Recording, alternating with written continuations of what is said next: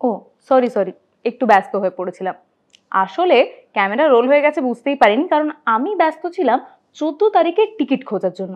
আপনারাও খুঁজছেন নিশ্চয়ই। সব হল কিন্তু ইতিমধ্যেই বুক হয়ে যাচ্ছে। 14 তারিখ মুক্তি পেতে চলেছে ধূমকেতু, আর আমিও ধূমকেতুর অপেক্ষায় রয়েছি, আপনারাও রয়েছেন জানি। আর ধূমকেতু নিয়ে আমার আপনার সকলের মনে রয়েছে নানান প্রশ্ন। সেই প্রশ্নের উত্তরগুলো অবশ্য ধূমকেতু দেখার পরেই মিলবে, তবে তার আগে যদি ধূমকেতু নিয়ে একটু আড্ডা দেওয়া যায়। সেই জন্যই আজকে আমাদের এই এপিসোডটা, কারণ আজ আমরা কথা বলতে চলেছি ধূমকেতুর কলাকুশলীদের সাথে। কারা রয়েছেন, কি কি আলোচনা হবে, তার জন্য থাকতে হবে পুরো এপিসোডটার সাথে। থাকুন আপনারা, ততক্ষণ আমি আমার টিকিটটা বুক করে নিই। যেই ছবি নিয়ে এতক্ষণ কথা বলছিলাম, আর শুধু ছবি নিয়ে নয়, যেই দেব শুভশ্রী জুটিকে নিয়ে আপনারা সবাই এই উন্মাদনা দেখাচ্ছেন, সেই সৃষ্টিকর্তা বলা যেতে পারে যে আবার দেব শুভশ্রীকে মানুষের সামনে পর্দায় তুলে আনছেন। এবং সেই ধূমকেতু, এতদিন না মুক্তি পাওয়া একটা ছবি যার অপেক্ষায় সবাই ছিলেন, সেই ছবি যিনি সৃষ্টি করেছেন কৌশিক গাঙ্গুলি, উনি রয়েছেন এই মুহূর্তে আমার সঙ্গে। আর নমস্কার, এবং প্রথমেই জানাই welcome to Jio Bangla. Thank you. তাছাড়া যেটা নিয়ে আমি একটু আগেই দর্শকদেরও বলছিলাম, আর আমি নিজেও দেখছিলাম, যে 14 তারিখ, যেই তারিখটার অপেক্ষায় সবাই রয়েছে, সেই তারিখের টিকিট কিন্তু কোথাও পাওয়াই যাচ্ছে না, সব জায়গায় হাউসফুল। তো অন্যান্য ছবির ক্ষেত্রে আমরা প্রমোশনের সময় দর্শকদের বলি যে ছবিটা দেখুন, আসুন, আমরা বলি, আপনারা বলেন, কিন্তু এই ক্ষেত্রে তো আমাদের দর্শকদের অন্য কিছু বলতে হচ্ছে, যে আপনারা অপেক্ষায় থাকুন, আপনারাও দেখতে পাবেন। কি বলবেন? না, এটা তো একটা ধূমকেতু, একটা অন্য রকমের উন্মাদনা। 10 বছর ধরে চেপে রাখা একটা আবেগ, সেটার তো একটা বহিঃপ্রকাশ অন্যরকম ভাবে হবে, এটাই স্বাভাবিক। এবং আমাদের কাছে অন্য জায়গা, সেটা হচ্ছে মানুষ ছবিটা দেখে আরো ভালোবাসবেন, যখন ছবিটা দেখে ফেলবেন, যখন এই আবেগটা আরো বেড়ে যাবে। এবং আমি ভাবছি মানুষ কতবার করে দেখবেন একটা ছবি, সেটাই এখন দেখার।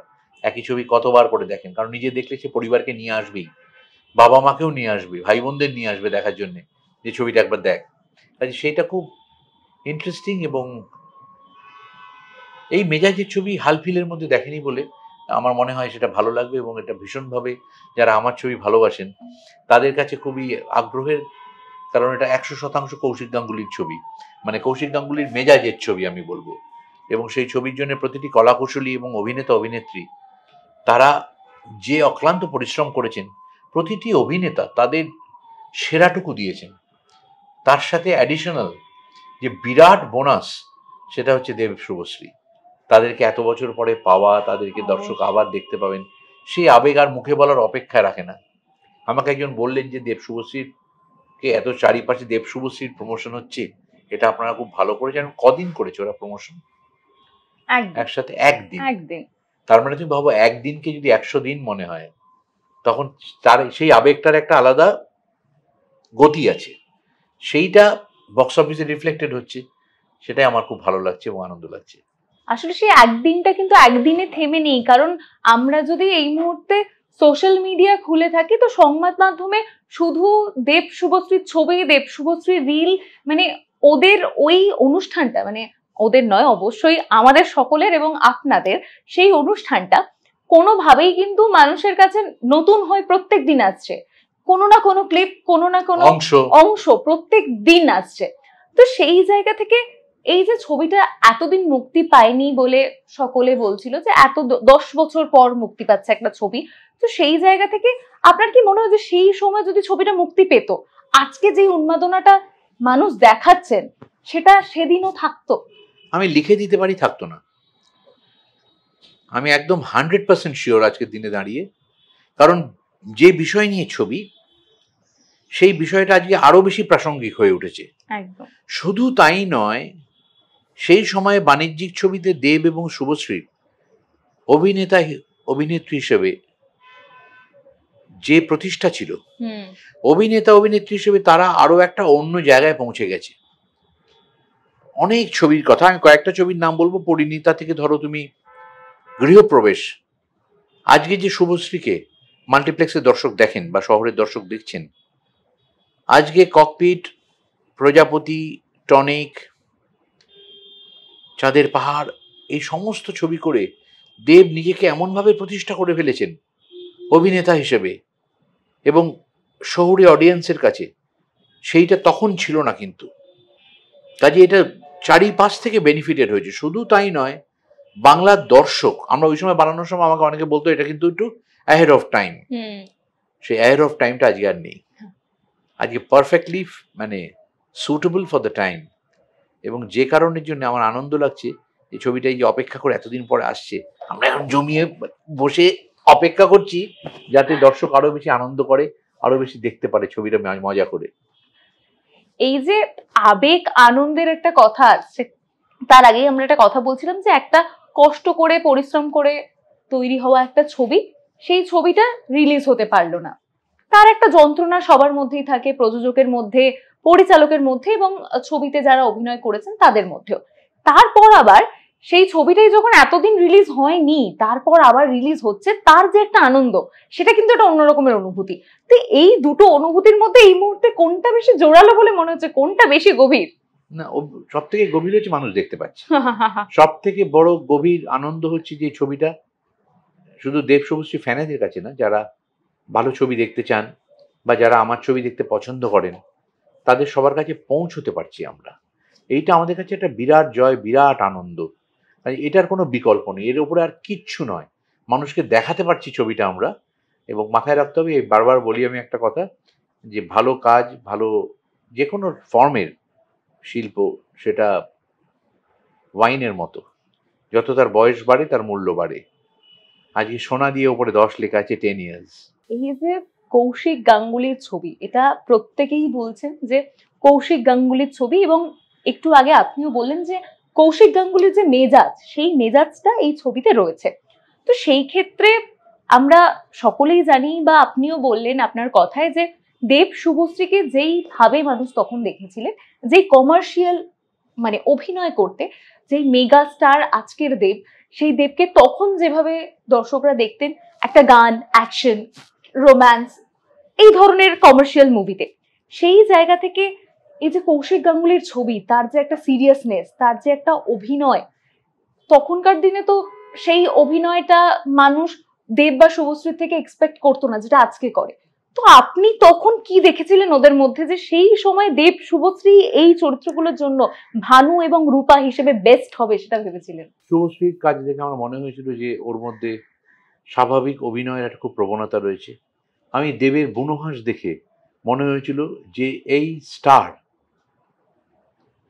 দেব অধিকারী, সে আর একটা রাস্তা খুঁজছে।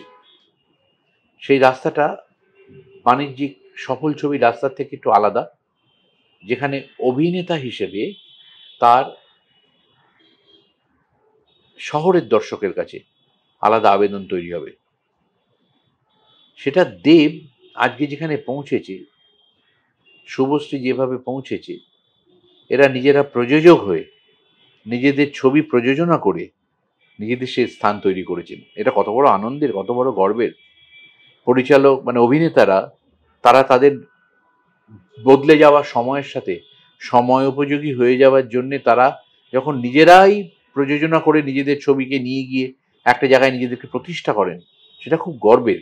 কারণ তারা তাদের সময়, অর্থ সব কিছু এর ওপরেই নিয়োজিত করেছেন। তাই জন্য আজকে টনিক প্রজাপতি এইসব ছবির দেবকে দেখতে পাচ্ছি। আজকে আমরা দেখতে পাচ্ছি পরিণীতা, গৃহপ্রবেশের শুভশ্রীকে। কাজে এটা খুব মানে খুব গর্বের যে আমাদের অভিনেতা অভিনেত্রীরা এতটাই ভাবনা চিন্তা করে কাজ করছেন, এবং তারা বদলে যাওয়া সময়ের সাথে সাথে, বদলে যাওয়া দর্শকের সাথে সাথে কোপ আপ করবার জন্যে, নিজেদেরকে আধুনিক করে তোলার জন্য এরকম ছবি করছেন। আর ধূমকেতু দেখলে পরে এটা বুঝতেই পারবেন যে তাদের অভিনয়ের দক্ষতা এবং পরিশ্রম করবার ক্ষমতা, এটা নিয়ে আর কোনো কথাই থাকবে না। কারণ আমি বিশ্বাস করি যত ছবি আর ভবিষ্যতে ওরা করুক, দেব, শুভশ্রী, রুদ্রনীল ঘোষ, দুলাল লাহিড়ী, অলোকদি, এদের চলচ্চিত্র জীবনের ভালো ভালো কাজের প্রথম দুটো তিনটের মধ্যে এটা থাকবে। আচ্ছা, এই যে ইভেন্টটা নিয়ে আমরা একটু আগে কথা বলছিলাম, সেটা হচ্ছে ট্রেলার লঞ্চ। সেই ট্রেলার লঞ্চের অনুষ্ঠানের নানান মুহূর্ত এখনো মানুষের মনে মানে একটা জায়গা করে নিয়েছে। সেই ট্রেলার লঞ্চের দিন কিন্তু দেবকে আরো একটা কথা বলতে শোনা গেছিল, যে কৌশিকদা এখন আর আমাকে বা শুভশ্রীকে নিচ্ছে না, কারণ এখন তিনি জয়া আহসান এবং প্রসেনজিৎকে নিয়ে ব্যস্ত। তো সত্যি কি সেটা, নাকি কৌশিক গাঙ্গুলি আবার দেব শুভশ্রীকে ফিরিয়ে নিয়ে আসবে কোনোদিন দর্শকদের জন্য? জয়ার সাথে আমি করলাম বিসর্জন, তারপরে তার সিকুয়েল বিজয়া, সেখানে অন্য কেউ করতে পারবে না। আসলে জয়ার সাথে আমি দুটো ছবি করেছি, একটা হচ্ছে বিসর্জন আর একটা হচ্ছে অর্ধাঙ্গিনী। অর্ধাঙ্গিনী যে আজও অর্ধাঙ্গিনী, ওটাও সিকুয়েল। কাজে দুটোই সিকুয়েল, মানে একটা মূল ছবি দুটো। সেই ছবিগুলো সবগুলোই জনপ্রিয় হয়েছে, সুপার ডুপার হিট হয়েছে, যে কারণে দেব ওটা বললো। আর বোম্বাদাকে বেশি নিই বলে, বোম্বাদার সাথে আমার 5-6টা ছবি হয়ে গেছে। সেগুলোর প্রত্যেকটা কিন্তু খুব সফল ছবি। কিশোর কুমার জুনিয়র, তারপরে তোমার দৃষ্টিকোণ, অযোগ্য, জ্যেষ্ঠপুত্র, কাবেরী অন্তর্ধান, এরকম তো করেছি ছবি এতগুলো। কাজে সেইটার জন্যই ও বলছে আমাকে, অথবা আমাকে একটা ছবি করেছে। বোম্বাদার অনেক বয়স হয়েছে সেই দেবের তুলনায়, কাজে আমার হাতে, দেবের হাতে অনেক সময় আছে আমার সাথে ছবি করার। তো আসতে কি চলেছে আবার দেব শুভশ্রী নিশ্চয়ই হবে। আর আপনার হাত ধরে? কে চাইবে না বলো তো, তোমার ছবিতে দেব অধিকারী আছে, শুভশ্রী থাকবে, একসাথে থাকলে তো এই উন্মাদনা। কিন্তু এই উন্মাদনা ঘন ঘন হলে থাকবে না, তাই জন্য একটু পরেই আসুক। কোন পরিচালক আনবেন জানি না, আমরা অনেক পরিচালক আছি, আমরা কেউ না কেউ ঠিক দায়িত্ব নিয়ে নেবো আনন্দ করে। কিন্তু তার আগে আলাদা আলাদা ভাবেও ওদের সাথে কাজ করাটা ডিলাইট, কারণ ওরা যে কি পরিশ্রমী, কি পেশাদার, সেটা আমাকে খুব আনন্দ দেয়।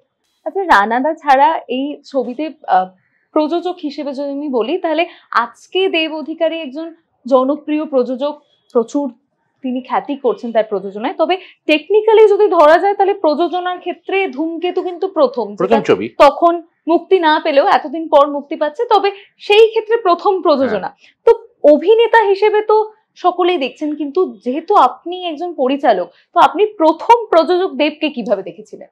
দেখো অভিনয়ের মধ্যে এত ডুবেছিল ও, আমি আলাদা করে প্রযোজক দেবকে সেইভাবে দেখতে, তখন রানা খুব মানে পুরো পরিশ্রম, রানা দৌড়াদৌড়ি সমস্ত কিছু করতো, দেব ওর ওপরেও ছেড়ে দিয়েছিল।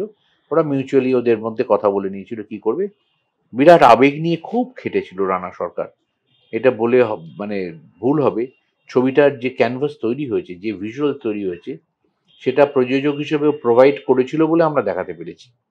প্রযোজক হিসেবে ও চেয়েছিল যে আমরা যেন সুযোগটা পাই, কোথাও কোনো কার্পণ্য করেনি সেই দিনকে। আজকে এই ছবিটা বানাতে গেলে আমি এত কিছু পেতাম কিনা আমি জানি না, I am not very sure. তাই সেইটা তো আছে। আর দেব সবাই খেয়েছে কিনা, কি হয়েছে, এবং সারাদিন শুটিং করবার পর সবাই যখন খুব ক্লান্ত, ভোর রাত থেকে শুটিং করে, তার থেকেও বেশি ক্লান্ত দেব, ও এসে বলতো চলো এখন বসে থেকে আবার ইয়ে হয়ে যাবে, জঙ্গল বেড়াতে যাবে চলো, করে গাড়ি নিয়ে সব টিম 7-8টা গাড়ি বেরোলো নৈনিতালের জঙ্গলে ঘুরে ঘুরে, রাত্রিবেলা জঙ্গল সাফারি করে আমরা ফেরত এলাম। একদিন লেপার্ড দেখতে পেয়েছিলাম একটা, তা আমি সবাইকে বলেছিলাম যে আমরা লেপার্ড দেখলাম না, লেপার্ডটা দেবকে দেখতে এসেছিল। সেটা খুব মজার। আমরা ঘুরে ওখান থেকে চলে এসেছিলাম। অদম্য উৎসাহ। দেখো দেব অধিকারীর সাথে যারা কাজ করেছেন, আমি প্রযোজক দেবকে রিলিজের আগে বেশি দেখতে পেয়েছি, যে আমাকে রাত্রি 2টোর সময়ও ফোন করে জিজ্ঞেস করছে সাউন্ডের কাজটা হয়ে গেছে, গ্রাফিক্সটা কি অবস্থাতে আছে। আর ওর প্রোডাকশন হাউসে একটা দুর্দান্ত টিম আছে। কাজে ধূমকেতুর মতো ছবিকে সামলাবার মতো, রানার মতো প্যাশনেট প্রডিউসার, দেবের মতো কঠোর পরিশ্রমী এবং প্যাশনেট প্রডিউসার, এরা দুজনে মিলে ছবিটাকে নিয়ে লড়াই করে এই জায়গাতে নিয়ে এসেছিল। আজকে মানুষ এই ছবিটার অপেক্ষায় ভীষণভাবে রয়েছেন এবং তারা সেই উন্মাদনা দেখাচ্ছে, সেটা আমরা সকলেই দেখতে পাচ্ছি। এই ছবি নিয়ে আরো আড্ডা, আরো গল্প মানে করব বাকি যারা রয়েছেন কলাকুশলী তাদের সাথেও। তবে আপনার তরফ থেকে একবার জানতে চাইবো যে দর্শকদের উদ্দেশ্যে, তারা কিন্তু অধীর আগ্রহে রয়েছেন ছবিটা নিয়ে এবং আপনাদের কথাগুলো শোনার জন্য, তো তাদের উদ্দেশ্যে কি বলবেন? দেখুন, আমি কখনো বলি না বাংলা ছবির পাশে দাঁড়ান, বাংলা ছবি গিয়ে আমি হাত জোর করে কখনো অনুরোধ করি না, কারণ এটা আমাদের পেশা ছবি বানানো। আমি বাংলা ভাষায় গর্বের সঙ্গে ছবি বানাই এবং আমি আমার নিজের মাতৃভাষায় ছবি বানাই। সেই ছবি যখন রিলিজ করে আমি আস্থা রাখি আমাদের দর্শক ভালোবেসে নিজেদের ছবি দেখতে আসবেন। আমি বারবার আপনাদের কথা রেখেছি, ছবি বানিয়ে আপনাদের ভালো লেগেছে, বারবার ছবি হিট, সুপারহিট, ব্লকবাস্টার হয়েছে। ধূমকেতু আপনাদের আরও আরও আরও ভালো লাগবে বলে আমার বিশ্বাস। আপনারা দেখুন, অ্যাডভান্স খুলে গেছে, কি তাড়াতাড়ি কাটবেন, হলে গিয়ে টিকিট কাটবো এই প্ল্যানটা করবেন না, কারণ যা ভাবগতিক দেখছি বুক মাই শোতে, সেটা আশ্চর্যের। সব লাল দাগ, সব অরেঞ্জ হয়ে যাচ্ছে। কাজেই এই পুজোর আগেই কমলা লেবু ফুটে গেছে এতগুলো। কাজে আপনারা আসুন, ছবি দেখুন এবং সবাইকে দেখান। বারবার করে বলে দিয়ে এটা একটা ফ্যামিলি ড্রামা, এবং সেই ছবিতে বাড়ির সবাইকে, সিনিয়রদের নিয়ে আসবেন, 13+। কাজে যে কোনো বাড়ির বাচ্চা থাকবে তাদেরকেও নিয়ে আসবেন, যাদের 13 বছর বয়স বা তার বেশি। ভালোবাসার গল্প, পরিবারের গল্প এবং খুব ভাবনার গল্প, যা আপনাদের আশেপাশের গল্প। আমন্ত্রণ রইল আমাদের টিমের তরফ থেকে। ধূমকেতু নিয়ে কথা হচ্ছে, আর এই মুহূর্তে আমার সঙ্গে আমি পেয়ে গেছি ধূমকেতুর অত্যন্ত একটা গুরুত্বপূর্ণ চরিত্র যোগেশকে। মানে আপনার আমার সকলের প্রিয় রুদ্রদা, রুদ্রনীল দা রয়েছে আমাদের সঙ্গে। নমস্কার। একদম ওয়েলকাম টু জিও বাংলা, প্রথমেই জানাই। আর তারপর যেটা বলবো সেটা হচ্ছে এই 14 তারিখ, যে ঐতিহাসিক দিনটার অপেক্ষায় সব দর্শকরা রয়েছে, আমরা রয়েছি এবং তোমরাও রয়েছো।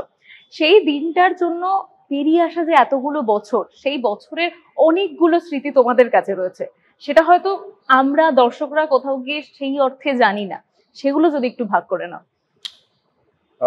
আমি প্রথমেই সবাইকে ধন্যবাদ জানাবো যে আমাদের বাংলা সিনেমার যারা দর্শক রয়েছেন, যারা আমাদের থেকে বেশি আবেগ নিয়ে প্রায় 9-10 বছর ধরে অপেক্ষা করেছেন। প্রত্যেকটা বছরই যারা মনে করেছেন এই বছর নিশ্চয়ই ধূমকেতু রিলিজ করবে, সেটা দেব হোক, শুভশ্রী হোক, আমি হই, বা পরিচালক কৌশিক গাঙ্গুলি, বা প্রযোজক রানা সরকার। আমাদের সোশ্যাল মিডিয়ায় যে কোনো সিনেমা নিয়ে যখনই কোনো পোস্ট দিয়েছি, দর্শকেরা সেটাকে সম্মান জানিয়েছেন, ভালোবাসা জানিয়েছেন, কিন্তু একটা লাইন লিখতে ভোলেননি, সেসব বুঝলাম, আপনাদের ধূমকেতু কবে আসছে। তো সবার প্রথমেই আমার সেই দর্শকদের ভালোবাসা এবং ধন্যবাদ। আর তার সঙ্গে সঙ্গে তুমি একটা কথা ব্যবহার করলে, আমার মনে হয় এই শব্দটা দর্শকই আমাদের বলবার সাহস দিয়েছেন, ঐতিহাসিক মুহূর্ত। কোনো সিনেমা 1 বছর 1.5 বছর পর যদি রিলিজ করে, তখন সেই সিনেমাটার প্রতি খুব স্বাভাবিক কারণে আমাদের যারা দর্শক রয়েছেন তাদের আগ্রহ বা ভালোবাসা একটু কমে। কিন্তু দীর্ঘ 9-10 বছর পর ধূমকেতুর উপরে ভালোবাসা কমেইনি, বরং আমাদের যে গানগুলো রিলিজ হলো, প্রেস মিট হলো, তার সঙ্গে সঙ্গে নজরুল মঞ্চে দেব, শুভশ্রী, কৌশিক গাঙ্গুলিরা যখন গিয়ে পৌঁছলেন, দর্শকের উন্মাদনা যাবতীয় ধারণাগুলোকে ভেঙে দিয়ে এমন একটা মুহূর্ত তৈরি করলো যা আগে কখনো বাংলা সিনেমার যে ধারাবাহিকতা, আধুনিক বাংলা সিনেমার ইদানিং ইতিহাসে কয়েকটা দেখতে পাওয়া যায়নি। এবং এখন যখন আমরা বসে কথা বলছি, যখন সিনেমা হলের অ্যাডভান্স বুকিং এর দিকে আমরা তাকাচ্ছি, 14 তারিখ থেকে লাল লাল দাগ আসছে, কারণ অধিকাংশ জায়গায় টিকিট দ্রুত ফুল হতে শুরু করে দিয়েছে। মানে প্রত্যেকটা ছবির ক্ষেত্রে আমরা, মানে তোমরাও যেরকম বলো শেষে যে ছবিটা দেখতে আসবেন বা ছবিটাকে ভালোবাসা দেবেন, সেরকম আমরাও বলি যে ছবির জন্য দর্শকদের কি বলবেন। তবে আমার মনে হয় এই ছবির ক্ষেত্রে দর্শকদের বলা উচিত যে আপনারা একটু সবুর করুন, আপনারা সবাই টিকিট পাবেন, হয়তো 14 তারিখ পাবেন না, কিন্তু আগামী দিনে পাবেন। না, 14 তারিখের জন্য ডেফিনেটলি আমারই বেশ কিছু বন্ধু বান্ধব, তো তারা এতজন মিলে বলেছে যে মানে অতজনের জন্য কোন জায়গা থেকে জোগাড় করবো নিজেই বুঝতে পারিনি। উত্তর দিতে হচ্ছে, নাহলে দেখতে পাচ্ছি খুব কড়া কড়া গালাগাল আসছে। এটাই না বোধহয় ভালোবাসা, যে শুধুমাত্র যারা আমরা এই সিনেমায় কাজ করেছি তারা নই, ক্যামেরার সামনে বা পর্দার ক্যামেরার পিছনে টেকনিশিয়ানস, শিল্পী, যারা ম্যানেজমেন্ট সামলেছেন, সবাই, তার বাদ দিয়ে এই যে একটা দর্শকেরও ভালোবাসা, এটা তাদের সিনেমা হয়ে গেছে একদমই। তো তাদের বলবো যে ট্রাই করতে, আমার বন্ধুরা যেমন করছেন ট্রাইটা করতে, পেয়ে গেলে অবশ্যই ঢুকে পড়বেন 14 তারিখ, আর না হলে তারপরের সময় বা দিনগুলো তো রয়েছেই। চলছে এখন চলতে, মানে চলার অনেক পথ এগোনোর বাকি রয়েছে, এটাই তো ভালোবাসা। একদমই তাই। আর তাছাড়া রুদ্রদা, যদি ছবি নিয়ে আমি কথা বলি, সেই জায়গায় একটা কথা তোমাকে বলতে শোনা গেছে যে এই ছবির ক্ষেত্রে পরিশ্রম করে যে আনন্দটা পাওয়া যায় সেটা হয়তো তুমি আর দেব, তোমরা দুজনেই সেই অনুভূতিটা তোমরা পেয়েছো। তো সেই ক্ষেত্রে সেই মুহূর্তগুলো জানতে চাইবো যে এমন কোন পরিস্থিতির মধ্যে দিয়ে তোমাদের যেতে হয়েছে যেগুলো সত্যি প্রচন্ড কষ্টকর ছিল, কিন্তু কোথাও গিয়ে সেগুলো তোমাদের প্রচন্ড ভাবে আনন্দ দিয়েছে। কৌশিক দা, একদম আমি দেব আমরা ছিলাম যখন, তখন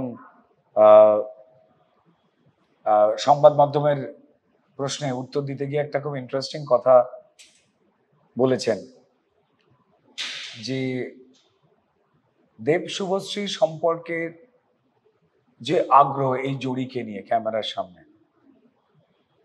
তার সঙ্গে সঙ্গে আর একটা জিনিস দেখতে পাওয়া যাবে, সেটা হচ্ছে দেব এবং রুদ্রনীলের যুগলবন্দি আপনারা দেখবেন। একদম ঠিক কোট আনকোট এই কথাটা বলেছে।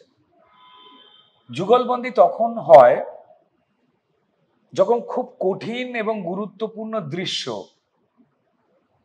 যেগুলো পরিচালক জন্ম দেন, সেই ক্ষেত্রে তার সব থেকে বিশ্বাসের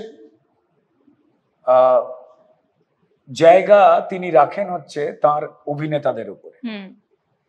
আমি এইটা বলতে পারি যে এই সিনেমার খুব কঠিন কঠিন মোমেন্ট যেটা টিজার বা ট্রেলারে ধরা পড়েছে আমার এবং দেবের ক্ষেত্রে, ফার্স্ট যখন বৃদ্ধ বয়সের খাসনবিশ আঙ্কেলকে দেখা যাচ্ছে, সাদা চুল, দেবের বৃদ্ধ বয়স যেটা, সেখানে একটা সংলাপ ছিল আমার ছলছলে চোখে, কে তুমি, তুমি কে। এবং আস্তে আস্তে খাসনবিশ বাবু মানে আমাদের দেব, সে আস্তে আস্তে মুখটা তুলে, তারপর আঙুল তুলে ট্রেলারে যখন এই কার্ডটা বড় হয়ে আসে, প্রায় আমার যে চরিত্র যোগেশ, সে কেঁদে ফেলে আঙুল দেখিয়ে বলে ভানু। এই মুখটা, এই বয়স্ক যে গেট আপটা, ওটাই না কোথাও একটা গল্প। ওই যে বৃদ্ধ চেহারায় যে খাসনবিশ আঙ্কেলকে যোগেশ দেখতে পায়, তার আগে আর পরে গল্পটা খুব যত্ন করে জমা হয়ে রয়েছে। ট্রেলারে একটা জায়গায় আমি চোখে জল নিয়ে বলি, তুই এভাবে মরে যাস না বাবু। আমরা খুব কাছের খুব প্রিয়জনকে বলি, আমাদের মায়েরা বলেন, বন্ধুদের বলি, বাবু খেয়েছিস? ঠিক তেমনই আমার সংলাপটা ছিল যে এভাবে মরে যাস না বাবু। আর তারপর দেবের সংলাপ আসে, খুব একটা ইম্পর্টেন্ট লাইন, ভূতের কখনো মৃত্যু হয় না। অত্যন্ত গুরুত্বপূর্ণ একটা রাংতায় মোড়া রয়েছে খুব যত্ন করে আসল গল্পটা, যেটা 14 তারিখে দেখতে পাওয়া যাবে। তো 14 থেকে দর্শক দেখতে পাবেন যে কি পরিশ্রমটাই সমস্ত অভিনেতারা করেছে। আমি আমার চরিত্র নিয়ে আমি ডিটেলস কিছু বলবো না না না।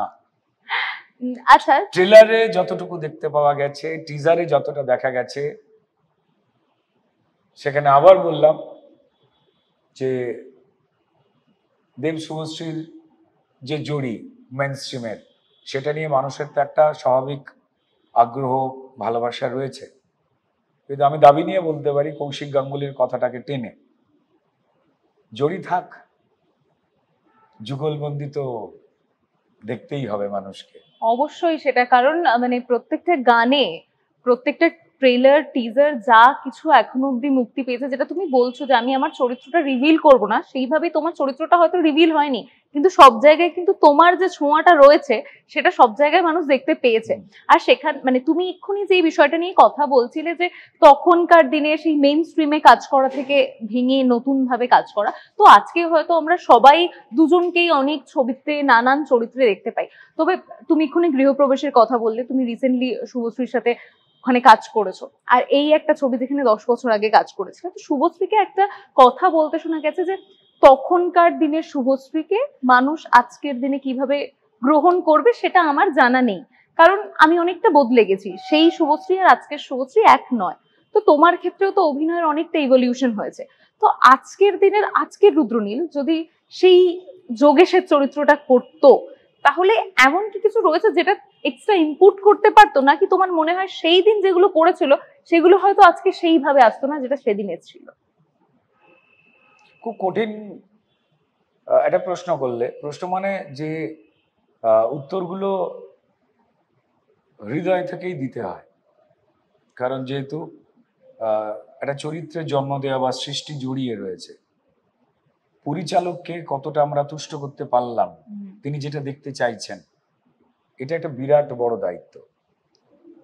আমি এই ক্ষেত্রে বলতে পারি যে শুভশ্রীর ক্ষেত্রে, শুভশ্রীর যে কথাটা বলেছে তার পরিপ্রেক্ষিতে ধরতে গেলে প্রথম কথাই হচ্ছে মেইনস্ট্রিমের চূড়ান্ত সাকসেস এবং একটা অভ্যাস থেকে প্রথম যখন এই সিরিয়াস ঘরানার কৌশিক গাঙ্গুলির ছবিতে তার অভিনয়,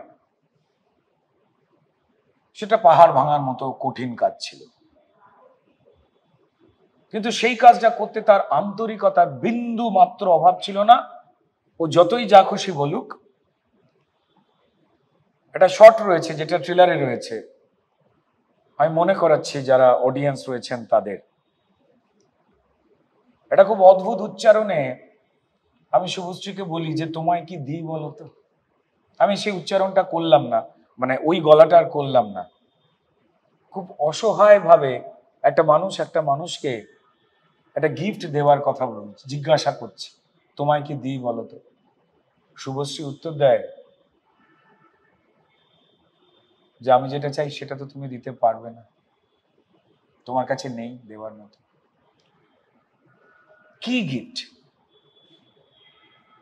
কেন একটা উল্টো দিকের এক পুরুষ যখন এই কথা বলে, একজন নারী, তার অভিব্যক্তি কেন এমন হয়? এই শটটা দেওয়ার পরেই আমি শুভশ্রীর অভিনেত্রী শুভশ্রীর চোখ দেখেছিলাম। আমি ঘুরে আমার প্রিয় বন্ধু পরিচালক কৌশিক গাঙ্গুলির দিকে তাকিয়েছিলাম। কৌশিক দাও কিছুক্ষণ কোনো কথা না বলে নারখান্ডার ওই ঠান্ডায়, যেখানে অক্সিজেন কম, ওই জঙ্গলে শুটিং করতে করতে আমার দিকে কিছুক্ষণ নির্বাক ভাবে তাকিয়ে থাকার কথা, তাকিয়ে থাকতে থাকতে জাস্ট বলেছিল তাই না। আমি কোনো প্রশ্ন শুধু তাকিয়েছিলাম। কৌশিক দা বলেছিল তাই না, অনেক দূর যাবে দেখিস মেয়েটা। আমি আর যোগেশ হয়ে উঠতে পারবো না। যতটুকু আমি শিখেছি, জেনেছি, যতটুকু আমার মনে হয়েছে, যতটুকু আমার থেকে আমার পরিচালক পেয়েছেন, আমি শেষটুকু দিয়ে নিংড়ে দেওয়ার চেষ্টা করেছি। আর আমার পরীক্ষা নেবেন দর্শকেরা। আমাকে অন্য আরো যে কোনো চরিত্র দেওয়া হোক, সেটা আলাদা হতে পারে, আরো কঠিন হতে পারে, আমি করে দেব, চেষ্টা করব ফুটিয়ে তুলবার। কিন্তু আবার বলছি, যোগেশ একটাই, আমি যোগেশ হতে আর পারবো না। এই সিনেমাটাতে দেব একটা অদ্ভুত ধরন নিয়ে হেঁটেছে। যখন ওই কাঞ্জিলাল আঙ্কেলের চরিত্র করেছে, হাঁটাটা অতটা সোজা নয়, প্রত্যেক মুহূর্তে প্র্যাকটিস করেছে। আর জিজ্ঞেস করেছে রুডি হচ্ছে, এটাও আমার থেকে শিখছে এমন নয়। আমরা যখনই কোনো ভালো কাজ করতে চাই, যে পরিচালক আরো বেশি করে চাইছেন, এটা একে অপরের দায়িত্ব। এবার আমিও এই সিনেমায় সম্পূর্ণ অন্য রকম ভাবে হেঁটেছি, ট্রেলারে ধরা পড়েছে। আমি সোজা হয়ে হাঁটতে পারি না এই সিনেমায়। পায়ে ব্যান্ডেজও দেখতে পাওয়া গেছে, মা বলে আর একটা গানে যে পায়ে ব্যান্ডেজ রয়েছে। কেন? এই সমস্ত কিছুর উত্তরটা কিন্তু আসবে। আমিও হেঁটে দেবকে জিজ্ঞেস করেছি, দেখ তো কোনটা ভাল লাগছে। এটা একজন অভিনেতার আর একজন অভিনেতার প্রতি সম্মান প্রদর্শন। ভালো অভিনেতা হওয়ার প্রথম শর্ত ভালো সহ অভিনেতা হয়ে ওঠা। আমার জন্য সেটাই ভালো যখন আমি অভিনেতা একা করা যায় না, গান একা গাওয়া যায়, তবলা একা গাওয়া যায়, অন্যজনেরটা দেখা বা শেখা। এই কনস্ট্যান্ট এই লেনদেনটা হয়েছে। অসম্ভব পরিশ্রম করেছে দেব। আবার বলছি, পরমব্রত, চিরঞ্জিত দা, তারা দুটো চরিত্র, কৌশিক গাঙ্গুলি রানাদা আর ধূমকেতুর গল্প, সেটার জন্যই করেছে। অন্য সিনেমা হলে তারা রাজি হতেন কিনা আমি জানি না। কি চরিত্র সেটা ভালো করে দেখে নেবেন যারা দর্শকরা রয়েছেন। অলোকানন্দদি, দুলালদা অসাধারণ, চুন্নিদির বাবা অর্ধেন্দুদা, তিনিও একটা ছোট চরিত্রে অভিনয় করে দিয়েছেন আমাদের টিমের অনুরোধে। আমরা কৃতজ্ঞ। অনুপমের মিউজিক মাতিয়ে বেড়াচ্ছে সবাইকে, আর তার সঙ্গে সঙ্গে ইন্দ্রদীপ দাশগুপ্তের background score, background music. Indradeep Dasgupta এখন গৃহপ্রবেশের সফলতম পরিচালক। শুধুমাত্র আর সফল সঙ্গীত পরিচালক নয়, তার বিজিএম ব্যাকগ্রাউন্ড মিউজিক রয়েছে এই সিনেমায়। আর শমিক হালদারের অসাধারণ সিনেমাটোগ্রাফি রয়েছে। আমি আবার বলছি, আমি যোগেশ আর হতে পারবো না। এই চরিত্রটার দিকে, এই ফটোর দিকে তাকালেই আমার ভয় লাগে। যেটা একটা অন্য মানুষ, এটা রুদ্রনীল ঘোষ নয়। আর এখানেই কোথায় একটা পরিচালকের সাকসেস আর অভিনেতার দারুণ আনন্দ। আমি অন্য যে কোনো চরিত্র করতে চাই, ডেফান্ডাম ক্যারেক্টার, কথা বলা চরিত্র অনেক করেছি, না বলা চরিত্র বেশ কঠিন। সেটা যদি কেউ দেন আমি কৃতজ্ঞ থাকবো, সুযোগ দেন। দর্শকরাও নতুন কোনো কিছু দেখতে পাবেন, আমি চেষ্টা করব। প্রত্যেক জন এই সিনেমায় আর মন দিয়ে পরিশ্রম করলে যে ক্লান্তিটা আসে, সেটা যে এত আনন্দ দেয়। ক্লান্ত হওয়া যে এত আনন্দের, কষ্ট করা যে এত আনন্দের হতে পারে একটা ভালো কাজ করলে, সেটা ধূমকেতু, সেটা 14 তারিখ থেকে সবাই প্রমাণ পাবে। মানে শুধু রুদ্রনীল দা বা দেব শুভশ্রীকে দেখতে নয়, ভানু, রূপা এবং যোগেশ, এই তিনজনকে দেখতে এবং বাকি যারা রয়েছে সকলকে দেখতেই দর্শকরা নিশ্চয়ই আগ্রহিত রয়েছেন এবং তারা যাবেন, দেখবেন এবং ভালোবাসা দেবেন। তোমাকে অনেক অনেক ধন্যবাদ এতক্ষণ আমাদের সময় দেওয়ার জন্য। ধূমকেতু নিয়ে কথা হচ্ছে আর তার সাথে গান থাকবে না সেটা তো হয় না, কারণ দেব শুভশ্রীকে আবার মানুষ দেখতে পেয়েছেন, আবার প্রচুর ভালোবাসা দিচ্ছেন, আর এই জুটিকে যেভাবে ভালোবাসা দিচ্ছেন সেভাবেই গানে গানে গানগুলি এগিয়ে যাচ্ছেন। তাই এই মুহূর্তে আমার সঙ্গে আমি অনুপম দাকে পেয়ে গেছি। অনুপম দা, ওয়েলকাম টু জিও বাংলা।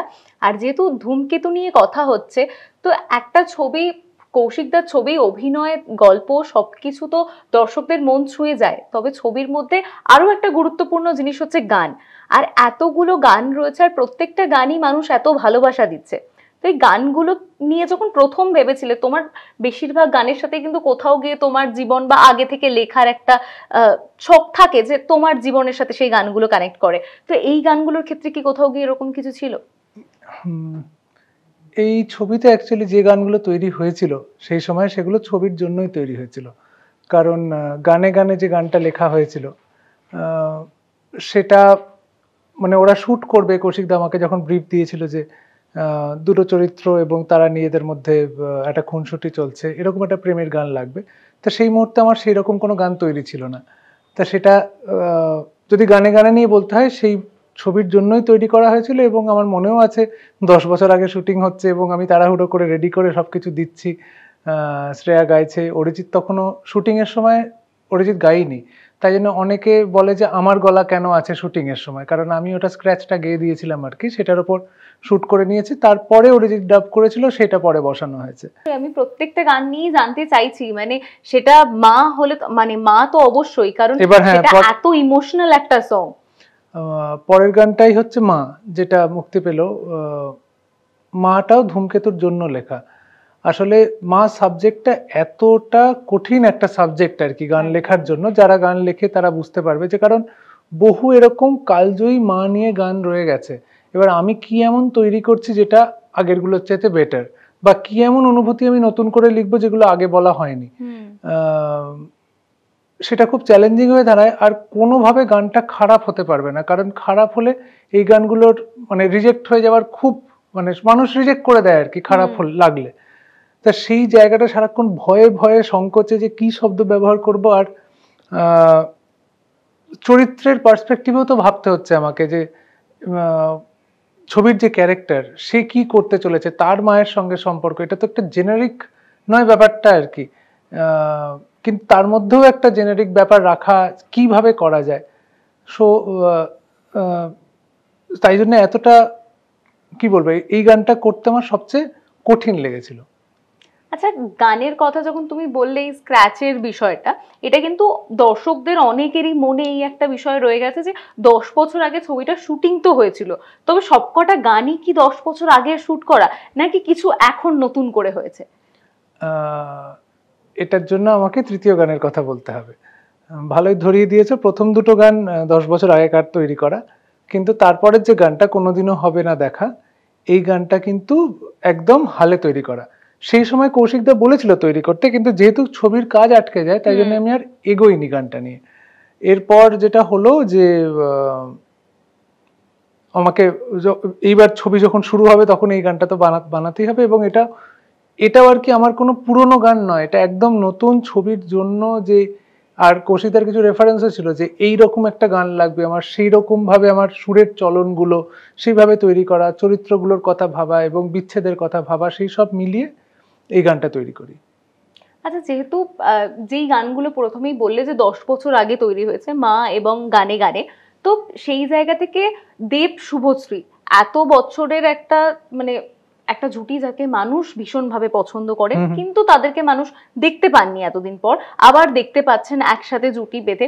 তো সেটার তো একটা দায়িত্ব অবশ্যই থাকে, মানে ডিরেক্টরেরও আছে, মিউজিক ডিরেক্টরেরও আছে, যারা গান বানাচ্ছে, যে তাদেরকে সেইভাবে ফ্লারিশ করা যাতে দর্শক তাদেরকে যখন একসেপ্ট করছে তখন তার প্রতিটা মুহূর্তকে দর্শক সেই ম্যাজিক্যালি অনুভব করতে পারে। আর তখনকার দিনের কথা যদি আমি বলি 10 বছর আগে, তখন মানুষ দেব শুভশ্রীকে যে ধরনের কমার্শিয়াল ছবিতে দেখতো তার আগে, সেখানে একটা মানে ডান্স নাম্বার বলো বা বিভিন্ন ধরনের এরকম গান হতো যেগুলো এখনো মানুষ প্রচন্ডভাবে মনে রেখেছে, কিন্তু সেই গানগুলো কোথাও গিয়ে তাদের নাচায় বা লুপে চলার মতন বা খুব সফট মিউজিক তখন অত সেইভাবে চলছিল না। সেই জায়গা থেকে এই ধরনের একটা গান যেটা এখনকার সময়েও মানে লুপে চলছে, মানুষ এই গানটাকে এত ভালোবাসা দিচ্ছে, কিন্তু টেস্টটা কোথাও গিয়ে এখনকার হলেও সেটা এতদিন আগে শুট করা, এতদিন আগের একটা প্রিপারেশন। তখন কি ভেবেছিলে যে মানে এই কালচারটা এটাকে এভাবে অ্যাডপ্ট করেছিলে তখন?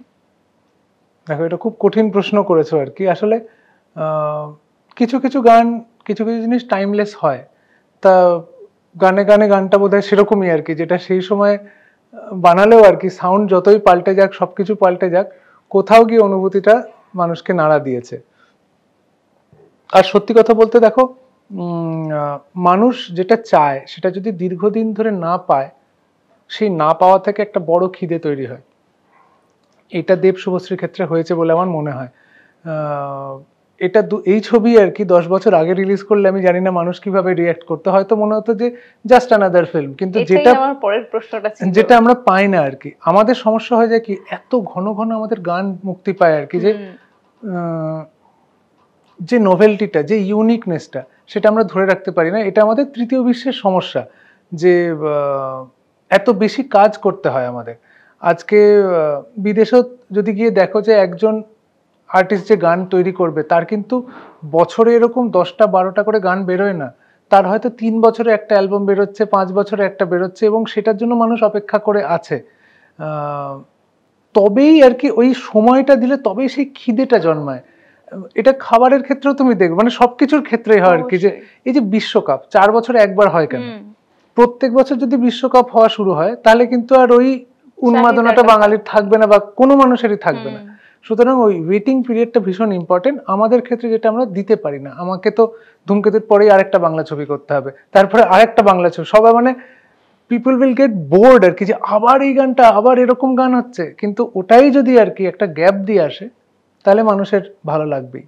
আচ্ছা, এই যে কথাটা তুমি বললে অনুপম দা, এটা সত্যি আজকের দিনে মানে দর্শকরা হয়তো তোমার গান শুনছে মানে পর পর প্রত্যেকটা ছবিতেই আশা করছেন একটা না একটা গান তো অনুপম রয় থাকবে, এরকম একটা আশা মানুষের মনে থেকেই যাচ্ছে। তো সেই জায়গা থেকে তোমার কাছে এটা কতটা মানে বড় দায়িত্ব হয়ে যায় যে একটার পরে যখন তুমি দ্বিতীয় গানটা করছো, সেখানে হয়তো কোনো সময় মানে ছবির ক্ষেত্রে পরিচালকের চাহিদা হয়তো একই ধরনেরই কিছু হলো, গল্পের জোরে বললি না কেন, তো সেই ক্ষেত্রে তোমার কাছে কতটা দায়িত্ব হয়ে যায় যে দুটো গানকে একেবারে আলাদা রাখতে, মানে ইমোশন সেম থাকলেও সেই গান যেন কোথাও গিয়ে একে অপরকে হিট না করে, যাতে শুনে না মনে আচ্ছা অনুপমদার গান, ওটা তো এরকম প্যাটার্নেই হয়। ভীষণ চ্যালেঞ্জিং, এবং সত্যি কথা বলতে কি বলতো, আমাদের হাত পা বাঁধা। কারণ আমি আলাদা করলেও ছবিগুলো যে একসঙ্গে বেরোবে না তার তো কোনো গ্যারান্টি নেই। আমি হয়তো ভীষণ আলাদা করলাম, কিন্তু সেই ছবিগুলো আলাদা আলাদা সময় বেরোলো। আর কোনো ছবি আগে করেছিলাম, এই ধূমকেতু যেরকম এখন তো আসার কথা নয়, ধূমকেতু এসে গিয়েছে। এই বছর তুমি যদি আমার কেরিয়ার দেখো, যে আমার বছর শুরু হয় মৈনাক ভৌমিকের ছবি দিয়ে, তারপরে সৃজিতদার ছবি আসে, তারপরে শিবুদার ছবি আসে, তারপরেই ম্যাডাম সেনগুপ্ত বলে একটা ছবি এলো, এবং ধূমকেতু। আমার অলরেডি 5টা ছবি এই বছর রিলিজ করেছে, এবং একটা ছবিতে 4-3টে করে গান আর কি। মানে অলরেডি মানুষ আর কি বলবো, ফেড আপ বলা যেতে পারে, যে এত গান রিলিজ করে গেছে। যার ফলে আমাদের, তোমার প্রশ্ন হচ্ছে কিভাবে আলাদা রাখি, আমরা আলাদা রাখলেও সেটা কবে রিলিজ করছে তার উপর ডিপেন্ড করে। সম্ভব হয় না সেটা সব কারণ সময়। কোন পুরনো ছবি কবে রিলিজ করে দিচ্ছে এবং সেটা কার ঘাড়ে এসে পড়ছে, কোন গান সেই সময় বেরোনোর কথা, এত তো ক্যালকুলেশন করা যায় না। একদমই। তবে আমার মনে হয় না দর্শক খুব একটা, এই যে তুমি বললে বোর হয়ে যাচ্ছে, সেটা হয়তো হচ্ছে না, কারণ এখনো মানে বাংলা গান বলতে প্রত্যেক দর্শকেরই হয়তো ফোনে ঘুমানোর সময় হোক, রাস্তায় বেরোনোর সময় হোক, সব সময় লুপে তোমার গান চলে, প্রচুর গান চলে। পুরোনো গানগুলোকেও লোকে ঘুরিয়ে ফিরিয়ে শুনতেই থাকে, যতই নতুন গান আসুক না কেন। তবে যেহেতু গান নিয়ে এত কথা হলো আর তোমাকে পাশে পেয়েছি, তাই একটা গান যদি এই ধূমকেতু থেকে আমরা শুনতে পাই, যে কোনো একটা, যেটা তোমার পছন্দের। মনটা খুবই চাইছে মা তোমার কাছে যাই, তোমার ঘরের এক কোণায় তোমার পাশে দাঁড়াই, পিঠে বাঁধা খুব ওজন তাই কি লাগে ভয়, মাথায় ভীষণ ব্যথা মা ছোঁয়াও তোমার আঙুল, ঘুমোতে দাও ডেকো না, ঘুমোতে দাও ডেকো না। অনেক অনেক ধন্যবাদ অনুপম দা। সত্যি এই ছবির গান, এই ছবির ট্রেলার, টিজার সবকিছু যেভাবে ভালোবাসা পাচ্ছে, মানুষ অপেক্ষায় রয়েছে সেই 14 তারিখের জন্য, এবং তারপর আরো দিনের জন্য। আরো একটা গান রিলিজ করা বাকি আছে। আচ্ছা, আরো একটা গান রয়েছে, মানে এই ছবির এতদিন যা দিতে পারেনি দর্শকদের, সেটা একসাথে একদম উজাড় করে প্যাকেজ একদম দিচ্ছে উজাড় করে। আর ছবি সামনেই মুক্তি পাচ্ছে, তুমি দর্শকদের কি বলবে? দর্শকদের বলবো যে এই যে উত্তেজনা তৈরি হয়েছে ছবি ঘিরে, সেটা বজায় থাকুক এবং দীর্ঘদিন এই ছবি হলে চলুক, মানুষের ভালো লাগুক। অল দ্য বেস্ট কৌশিক গাঙ্গুলিকে, দেবকে, শুভশ্রীকে, গোটা টিমকে যারা কাজ করেছে এই ছবির জন্য। ধূমকেতু নিয়ে গল্প, আড্ডা, গানে আমাদের আজকের এপিসোডটা তো জমজমাট হয়ে গেছে। আর ধূমকেতু নিয়ে আমার আপনার যে প্রশ্নগুলো ছিল মনে, সেগুলো একটু একটু করে মানে পরত ছড়াতে শুরু করেছে। তবে বাকিটা জানতে হলে আমাদের অবশ্যই অপেক্ষায় থাকতে হবে 14ই আগস্টের ছবির মুক্তির। এবং শুধু 14ই আগস্টের নয়, তারপরেও ছবিটা যতদিন চলবে, আমরা আস্তে আস্তে হলে গিয়ে ছবিটা দেখলে এই ছবি নিয়ে আর যা যা প্রশ্ন আমাদের মনে রয়েছে সেগুলো আস্তে আস্তে সব আমরা জানতে পারবো। আর আমাদের আজকের এই ভিডিওটি আপনাদের কেমন লাগলো সেটা কিন্তু জানাতে একদম ভুলবেন না আমাদের কমেন্ট বক্সে। আর লাইক, শেয়ার, কমেন্ট করে দিন। আর এরকমই নতুন নতুন ভিডিওর জন্য নজর রাখবেন জিও বাংলায়। ধন্যবাদ।